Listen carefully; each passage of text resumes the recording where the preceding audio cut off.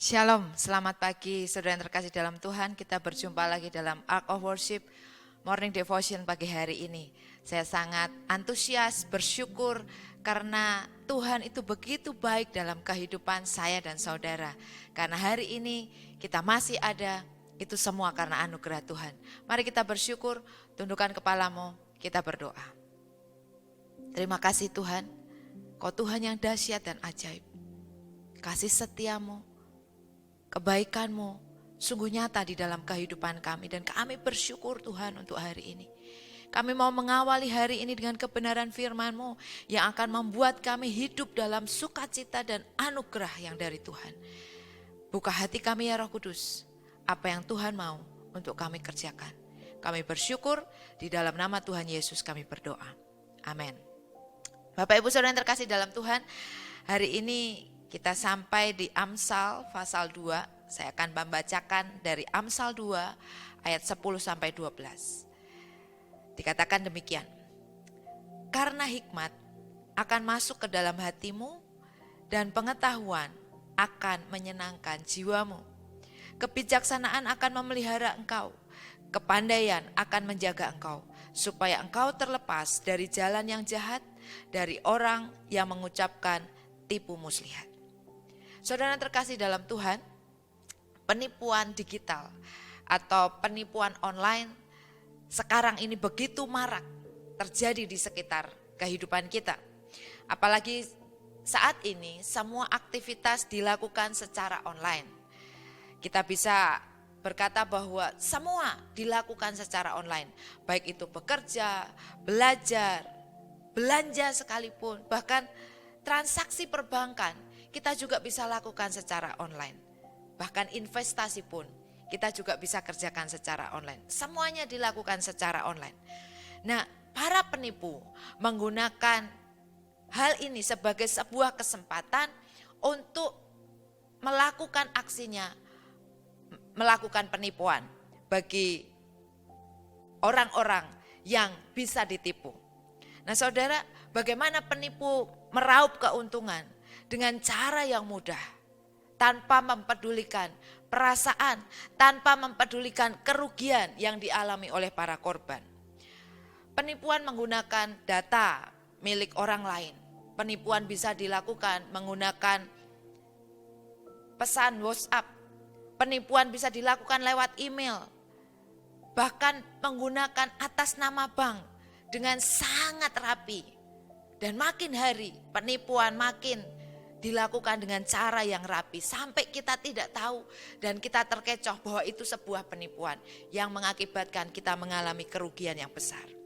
Saudara, kalau saudara mendengar beberapa waktu yang lalu ada peristiwa di Malaysia di mana seseorang menerima telepon dari orang yang tidak dikenal dalam hitungan 14 detik saudara. Hanya 14 detik. Maka miliaran uang yang ada di rekeningnya raib dalam seketika. Nah ini terjadi secara nyata di sekitar kita. Mungkin Bapak Ibu Saudara yang mendengar hari ini pernah mengalami yang namanya penipuan. Hari ini kita belajar dari Amsal. Amsal memberikan nasihat yang sangat luar biasa. Bagaimana supaya hidup kita terlindung dari kejahatan-kejahatan yang ada di sekitar kita. Kejahatan-kejahatan yang tidak mempedulikan perasaan kita, tidak mempedulikan berapa banyak kerugian yang kita alami. Tapi itu terjadi saudara. Nah ayat 10 dalam kitab Amsal yang kita baca tadi dari pasal 2 ayat 10 berkata, karena hikmat akan masuk ke dalam hatimu dan pengetahuan akan menyenangkan jiwamu. Saudara, saat kita membuka diri, mengizinkan Yesus masuk dalam diri kita. Dan saat Yesus ada di dalam diri kita, firman-Nya menguasai hidup kita. Kita mengizinkan firman-Nya bekerja di dalam kehidupan kita, maka firman itu akan memberi hikmat dalam kehidupan kita. Nah, hikmat itulah yang akan bekerja di dalam kehidupan kita. Apa yang terjadi kalau hikmat itu ada di dalam kehidupan kita? Saudara, ada hal yang sangat penting ketika hikmat itu terjadi dalam kehidupan kita. Ketika hikmat itu menguasai kehidupan kita. Yang pertama, ketika hikmat itu ada di dalam kehidupan kita, yang pertama, hikmat Tuhan akan menghasilkan kebijaksanaan. Kebijaksanaan berasal dari bahasa Ibrani mesimah. Mesimah ini artinya berhati-hati. Nah, ketika hikmat Tuhan ada di dalam kehidupan kita, maka kita dimampukan untuk berhati-hati. Maksudnya berhati-hati adalah kita tidak gegabah dalam bertindak. Ketika kebijaksanaan itu masuk dalam kehidupan kita, maka kebijaksanaan itu yang akan membimbing kita untuk kita dapat berpikir apa yang akan terjadi ke depan. Bukankah seringkali penipuan itu diawali dengan bujukan yang akan membuat korban tidak dapat berpikir dengan benar? Berbagai macam kata-kata, berbagai macam intrik yang mencoba mempengaruhi pikiran sang korban supaya korban ini pikirannya dapat dikendalikan dan uangnya bisa dikuras. Atau apapun bisa dilakukan oleh sang korban seperti yang penipu inginkan. Nah, hikmat akan membimbing kita untuk kita dapat berpikir dengan benar sehingga kita tidak masuk di dalam perangkap sang penipu. Hikmat menjaga kita untuk kita itu membuat keputusan dengan cepat yang kita tidak pernah pikirkan atau kita tidak pernah bayangkan sebelumnya. Kalau hal ini terjadi, maka ini akan menjauhkan kita dari banyak masalah dalam kehidupan kita. Beberapa waktu yang lalu, ketika pertama kali marak penipuan di mana ada sebuah penipuan online yang mengatasnamakan bank. Saya pun juga mengalami, saudara. Ketika di awal-awal penipuan itu terjadi, saya dikirimi dari pesan WhatsApp, logo dari WhatsApp tersebut, nama di WhatsApp tersebut menggunakan nama sebuah bank. Dan di WhatsApp tersebut mengirimkan pesan berupa sebuah surat yang dengan sangat rapi surat itu ditulis menggunakan kop surat atas nama bank tersebut, menggunakan tanda tangan, cap dengan sangat persis seperti itu sebuah surat yang asli, saudara. Ketika saya baca itu saya kaget. Wah, kok akan ada kenaikan biaya untuk transaksi. Dan biayanya cukup tinggi. Kemudian saya coba membalas pesan tersebut. Saya tidak ingin supaya biaya tersebut dikenakan ketika saya bertransaksi. Bagaimana caranya? Saya bertanya seperti itu. Kemudian dari pihak bank sepertinya dia membalas dan dia menjawab, kalau tidak ingin dikenakan biaya sekian, maka silakan klik link di bawah ini. Sebelum klik, tiba-tiba di hati saya itu ada sebuah dorongan untuk bertanya kepada bank tersebut. Nah, saya punya aplikasinya supaya saya bisa menghubungi, bisa chat atau bisa telepon tanpa menggunakan biaya. Jadi saya download aplikasinya. Kemudian saya hubungi, saya kirimkan foto suratnya dan dari pihak bank yang asli berkata bahwa dari pihak bank tidak pernah mengirimkan surat dalam bentuk apapun atau memberikan transaksi yang mengalami memberikan biaya untuk transaksi. Kemudian saya setelah mendapat kepastian seperti itu, saya buka lagi WhatsApp yang tadi ditulis oleh sang penipu. Saya berkata, Pak, Ibu kalau menipu jangan seperti ini. Setelah saya menjawab seperti itu, saudara, saya masih mengontrol emosi saya dengan sopan membalasnya, tolong jangan menipu lagi, ingat neraka itu ada. Jadi jangan penuhi neraka dengan perbuatan bapak atau ibu. Bertobat ya. Kemudian penipu ini tidak membalas apa-apa dan dia menghapus, mendelete link yang diberikan ke saya. Saya bersyukur, saudara, bahwa Tuhan memberikan hikmat supaya saya berhati-hati terhadap penipuan tersebut. Karena beberapa waktu kemudian Ternyata penipuan ini menghasilkan banyak korban yang berhasil ditipu gara-gara mengklik link yang disebarkan oleh penipu. Dan ini mungkin terjadi, banyak terjadi di sekitar kita. Kalau kita tidak hati-hati, maka kita bisa menjadi salah satu korban. Nah, saya berdoa saudara, ketika hikmat Tuhan menguasai kehidupan kita, bagaimana hikmat itu bisa ada dalam hidup kita. Mau gak mau saudara harus baca firman Tuhan. Mau gak mau saudara harus melekat dengan Tuhan, mengalami keintiman dengan Tuhan. Karena hanya Roh Kudus yang bisa memberi peringatan di hati kita bahwa itu gak benar. Firman Tuhan saja yang membuat kita memiliki hikmat untuk kita itu berhati-hati di dalam bertindak. Itu yang pertama. Ketika hikmat Tuhan ada di dalam kehidupan kita, maka hikmat itu akan memberikan kebijaksanaan, membuat kita berhati-hati di dalam kita bertindak. Yang kedua, bagaimana ketika hikmat Tuhan itu menguasai hidup kita, maka hikmat Tuhan akan menghasilkan pengetahuan. Pengetahuan berasal dari bahasa Ibrani tebunah.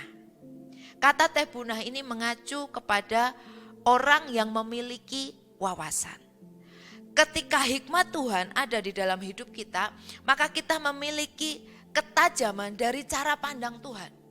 Kita akan memiliki wawasan. Mungkin kita ini bukan orang yang pandai, mungkin kita ini bukan orang yang memiliki IQ yang tinggi. Tapi ketika hikmat Tuhan itu turun atas kehidupan kita, maka kita akan memiliki wawasan. Sehingga kita dimampukan untuk terhindar dari orang-orang yang mencoba menipu kita. Atau memperdaya kita. Saudara, ada satu peristiwa di Alkitab yang saudara sering kali baca. Di mana Yakub ketika ditipu oleh mertuanya, bagaimana upahnya diubah-ubah oleh Laban. Bagaimana dia ditipu tentang istri. Yang seharusnya dia menikahi Rahel tapi diberi Lea. Mungkin Laban berpikir bahwa wah nih gara-gara Yakub maka ternakku berkembang menjadi banyak. Itu sebabnya Laban ingin Yakub bekerja lebih panjang lagi dengan memberikan Lea.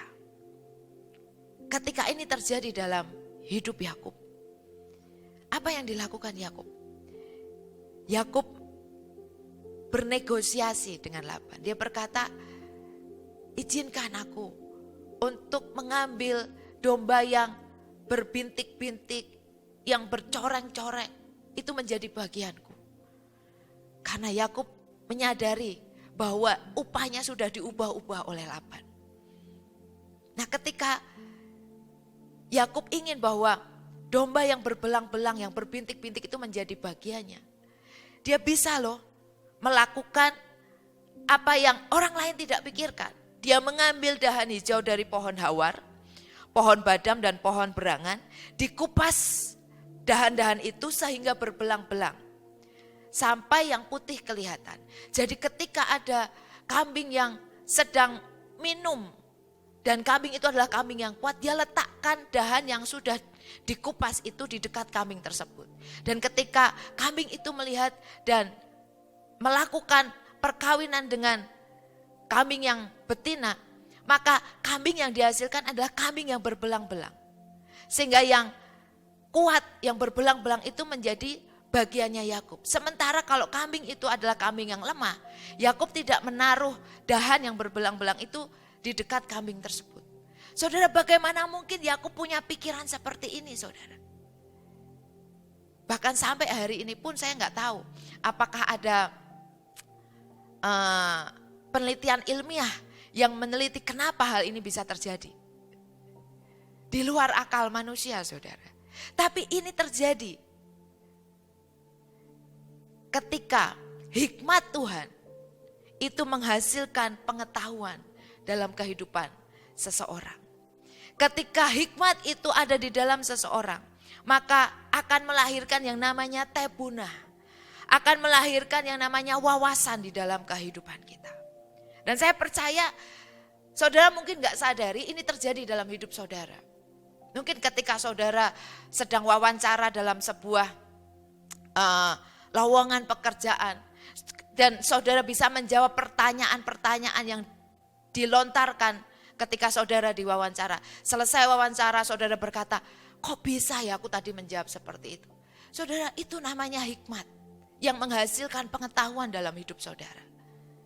Saya pun pernah mengalami saudara, ketika hari itu tiba-tiba saya ketika tidur badan saya bentol-bentol saudara.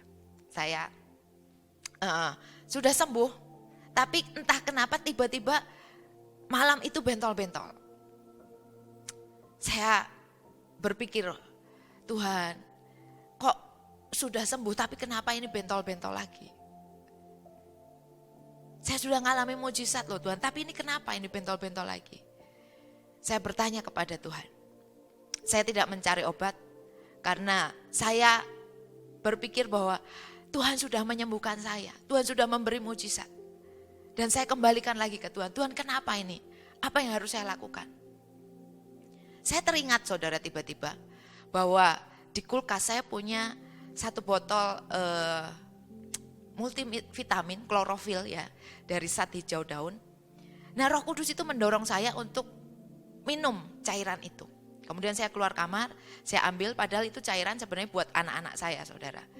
Saya ambil, saya minum.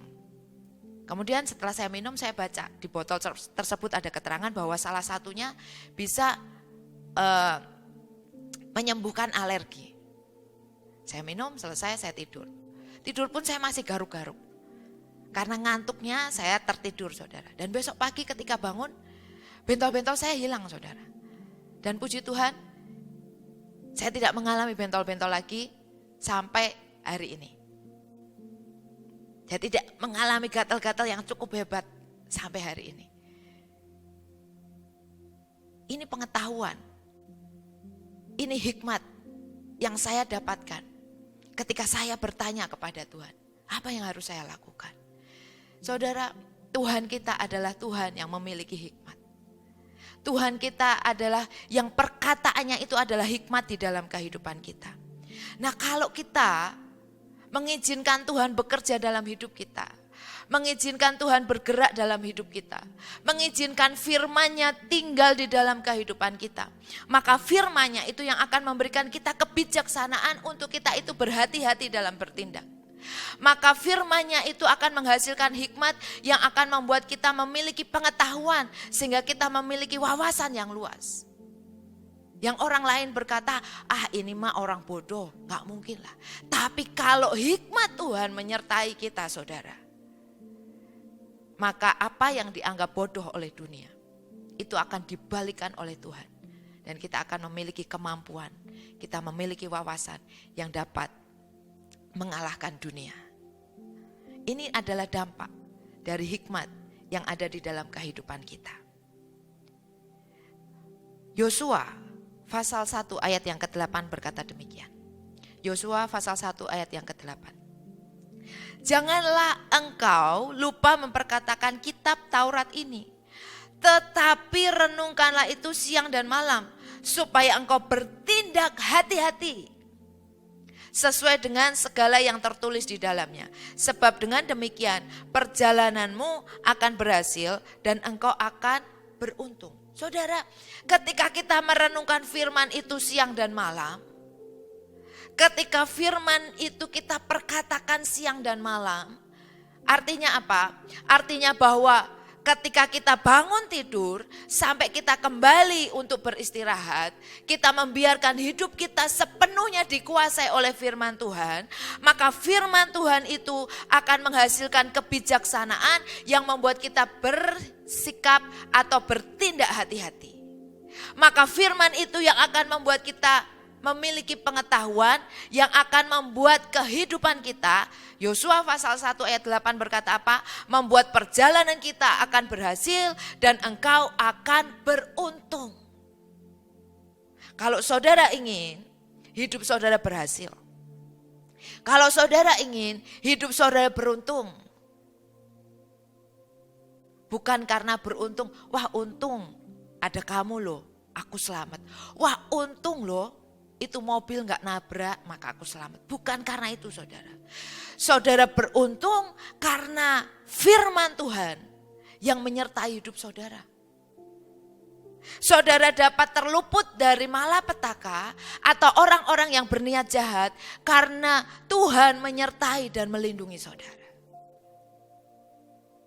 Itu yang terjadi saudara. Kalau hari ini saya bertanya, maukah saudara beruntung? Maukah saudara berhasil? Saya percaya saudara angkat tangan saudara dan saudara berkata, Bu, saya mau. Saya pun juga akan menjawab saudara, saya mau. Tapi masalahnya, persoalannya, saudara mau enggak melakukan syaratnya? Yaitu apa? Memperkatakan kitab Taurat ini dan renungkan itu siang dan malam. Kalau saudara mau ambil bagian ini, saya percaya saudara akan menikmati yang namanya kebijaksanaan dan pengetahuan di dalam hidup saudara. Sampai suatu saat saudara ada yang berkata demikian kepada saya. Bu, kemarin begini-begini loh. Kok ibu bisa sih berpikir seperti itu? Saya bangga dan saya berkata dengan sangat lantang. Saya bicara kepada orang itu karena hikmat. Sejujurnya saya tidak tahu apa yang harus saya perbuat. Tapi ketika saya berbicara dengan Roh Kudus yang tinggal di dalam diri saya bertanya dengan Roh Kudus apa yang harus saya lakukan? Roh Kudus apa yang harus saya putuskan? Dan Roh Kudus memberikan saya hikmat, memberikan saya kebijaksanaan, memberikan saya pengetahuan. Sehingga saya bisa mengambil keputusan seperti ini. Oh gitu ya? Iya, makanya kamu kalau dalam kondisi kepepet, jangan cari orang, jangan cari siapapun, tanya Roh Kudus. Dan jangan penuhi hidupmu dengan hal-hal yang tidak berguna. Dengan omongan-omongan atau informasi yang tidak membangun engkau. Baca firman, kuasai hidupmu dengan firman. Maka ketika suatu saat engkau ambil keputusan, suatu saat engkau harus bertindak, maka hikmat Tuhan yang akan menuntun engkau untuk mengambil keputusan.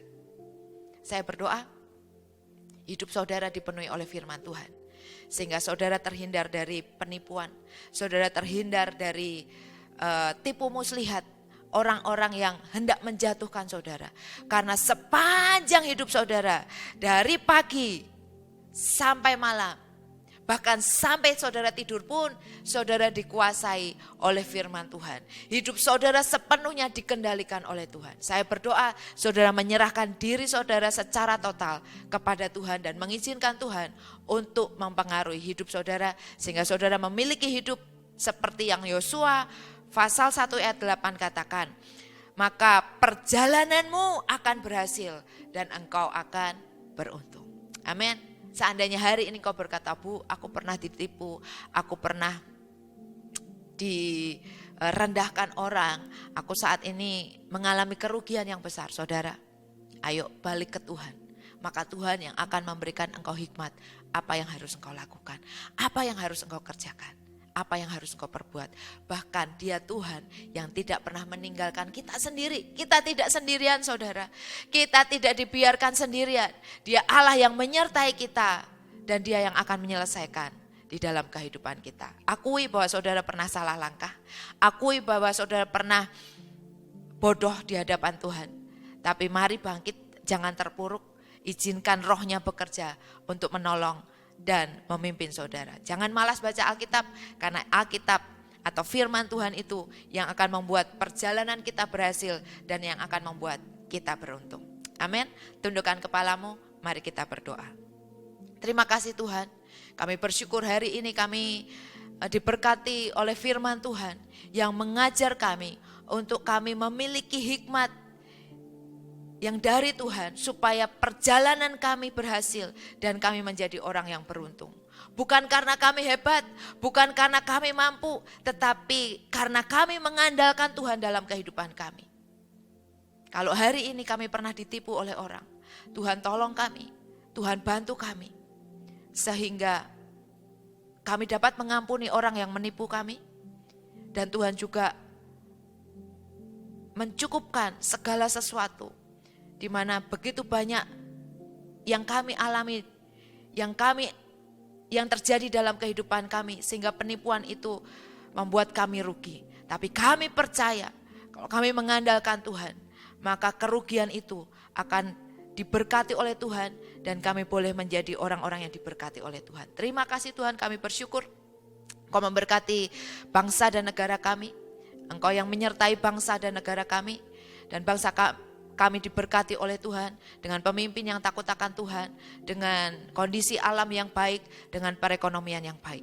Engkau memberkati jemaat-Mu yang bekerja baik di rumah, di kantor, di showroom, di resto, di sekolah, di salon, di rumah sakit, dimanapun mereka bekerja. Tuhan, Engkau yang memberkati pekerjaan mereka, disertai oleh Tuhan. Bahkan mereka yang sedang bergumul untuk sebuah pekerjaan yang baru, Tuhan, Engkau yang sertai, Tuhan, Engkau yang Kau berkati.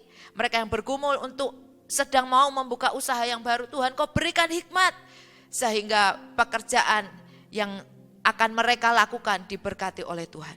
Kau memberkati jemaat-Mu yang mengalami kelemahan tubuh, Kau memberkati Pak Pasaribu, Kau memberkati Pak Jamaludin, Kau memberkati Pak Revol. Biar kiranya anak-anak-Mu ini memiliki semangat, memiliki hati yang gembira, karena kami percaya Tuhan, hati yang gembira adalah obat yang manjur, dan itu terjadi dalam kehidupan anak-anak-Mu. Biar kiranya damai sejahtera Tuhan ada di dalam kehidupan mereka. Mereka tidak khawatir, karena yang menyembuhkan adalah Tuhan yang baik, yang mencintai dan mengasihi anak-anaknya. Terima kasih Bapak, kami bersyukur. Mari saudara yang terkasih dalam Tuhan, arahkan hatimu, pandanglah kepada Tuhan dan terimalah berkat-Nya. Tuhan memberkati engkau dan melindungi engkau. Tuhan menyinari engkau dengan wajah-Nya dan memberi engkau kasih karunia. Tuhan menghadapkan wajah-Nya kepadamu dan memberi engkau damai sejahtera. Kau diangkat naik dan bukan turun, kau jadi kepala dan bukan jadi ekor. Apapun yang dikerjakan oleh tanganmu, Tuhan buat berhasil, dan penyertanya kekal sempurna mulai saat ini sampai Maranatha, Tuhan kita Yesus Kristus datang yang kedua kalinya. Amin. Saudara terkasih, Ark of Worship Morning Devotion hari ini sudah selesai. Jangan lupa jam 7 malam di Ark of Worship, saudara bisa menikmati pujian penyembahan, berjumpa dengan Tuhan secara pribadi, menikmati Tuhan dalam hadirat-Nya. Mari jangan enggan untuk memuji dan menyembah Tuhan, karena disitulah letak kekuatan kita. Dan akan ada puasa massal bagi Ark of Worship members, ataupun saudara yang bergabung dalam secara online Ark of Worship Church. Saya mengundang saudara untuk mengikuti puasa, ya, 4 hari sebelum Jumat Agung. Kita akan bersama-sama menikmati puasa. Dan nanti akan ada buka puasa jam 6 di gereja, kemudian akan dilanjutkan dengan doa bersama. Saya rindu ini jadi momen di mana kita mengalami Tuhan. Saya rindu ini jadi momen di mana kita merendahkan hati kita. Karena kita tidak tahu apa yang ke depan. Dan dengan puasa kita mau berkata, Tuhan, aku mau menggantungkan hidupku kepadamu. Saya ajak saudara untuk kita bersama-sama menikmati puasa massal, menikmati puasa korporat, untuk kita mendatangkan lawatan Tuhan di gereja, di keluarga saudara, di tempat pekerjaan saudara, bahkan di bangsa ini. Mari bergabung bersama-sama dengan kami dan nikmati hadirat Tuhan. Selamat beraktivitas. You are blessed.